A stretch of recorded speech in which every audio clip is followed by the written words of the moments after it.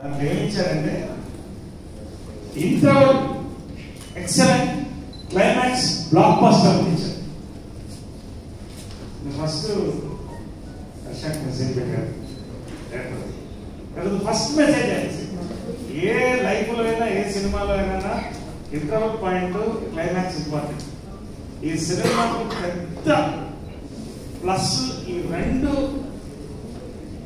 Blocks ని పెద్ద success చేయడం అనేది చాలా కంగ్రాచులేషన్ అండి. To the director, to the hero, to the producer, to master, ప్రతి వాడు.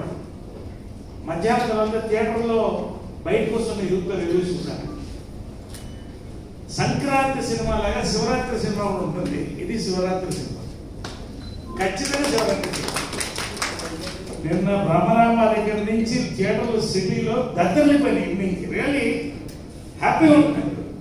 ఒక మంచి సినిమా చేసినప్పుడు, మంచి మనుషుల కోసం సినిమా చేసినప్పుడు, మనుషులతో చేసినప్పుడు, ఒక పండుగ వాతావరణంలో సినిమా సక్సెస్ అయితే సినిమా వాళ్ళకి పండుగ, ఇది మాకు పండుగ, ఎంజాయ్ చేసే మీకు పండుగ. అంతవరకు నేను ఖచ్చితంగా చెప్తానండి.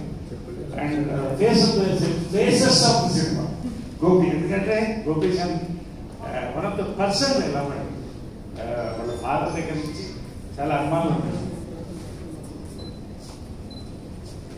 ఒక క్యారెక్టర్ పండించడం కష్టం అండి, డ్యూయల్ క్యారెక్టర్స్ పండించడం చాలా కష్టం ఒక హీరో ఎవరికైనా ఈ రోజు. కానీ ఆ స్క్రిప్ట్ తీసుకొచ్చిన విధానం కానీ ఎమోషన్, ఆ క్యారెక్టర్ రెండింటికి ఆయన గోపీచంద్ నేను చాలా రోజుల పోలీస్ గెటప్ లో చూస్తుంటే as you said this best film. Second character చూసారా, దట్ ఈస్ ద సర్ప్రైజ్. ఈ రెండింటిని మాత్రం హ్యాట్స్ ఆఫ్ హీరో గారు, గోపి గారు, వండర్ఫుల్.